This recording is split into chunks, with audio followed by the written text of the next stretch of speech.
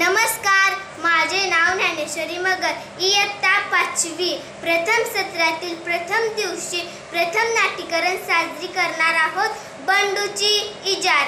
बावजी गावचा बंडू शांत व कष्टाळू. आपण भलं आणि आपलं काम भलं हा त्याचा स्वभाव. त्याच्या स्वभावाची गावात सगळीकडे चर्चा होत असे.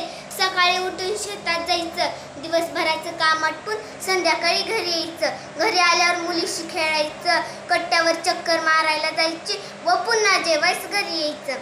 हा त्याचा दिनक्रम. सावळा रंग, शिरशिरीत अंगकाठी, नाकासमोर चालणारा बंडू. एके वर्षी पीक पाणी बरं झाल्यावर बंडूने कुटुंबासाठी कपडे व स्वतःसाठी इजार घेतली. धोंडू मामाने कपडे शिवले खरे, पण त्याचा अंदाज जरा चुकला. पुढे अरे इजार लांबच झाले, चांगली 4 बोट लांब झाले. पुन्हा धोंडू मामाकडे जायचं म्हणजे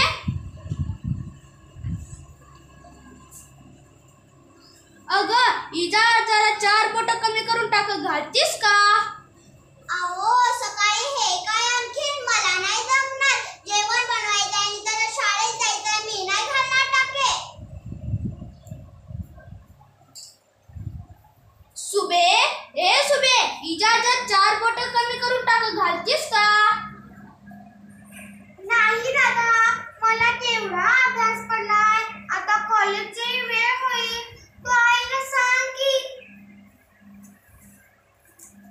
आई इजार 4 बोट कमी करून टाक, घालतीस का? ठेव तिकडे तुझी इजार. तिथं वैरण कापून माझ्या हाताचा तुकडा पडलाय. आईने इजार कोनाड्यात फेकली. बंडू हिरमुसला होऊन शेताकडे गेला.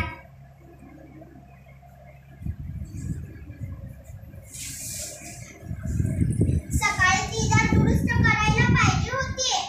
आईने इजारीचे पाय कापले व दुमडून टाके घातले.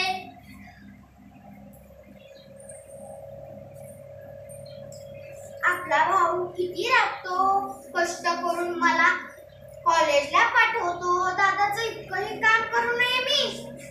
बंडूच्या बहिणीने इजारीचे पाय कापले व दुमडून टाके घातले. उगाच की कसले पोरावर पोरगा एवढा राबतो. बंडूच्या आईने इजारीचे पाय कापले व दुमडून टाके घातले.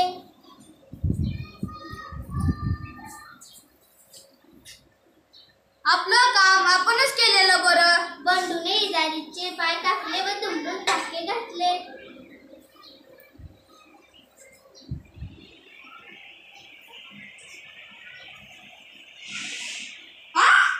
सर्वजण आश्चर्याने पाहतात.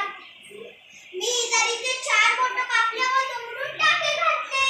मी पण. अगं बया, मी पण इजारीचे 4 बोट कापले. आणि मी पण. चौघेही खळखळून हसतात.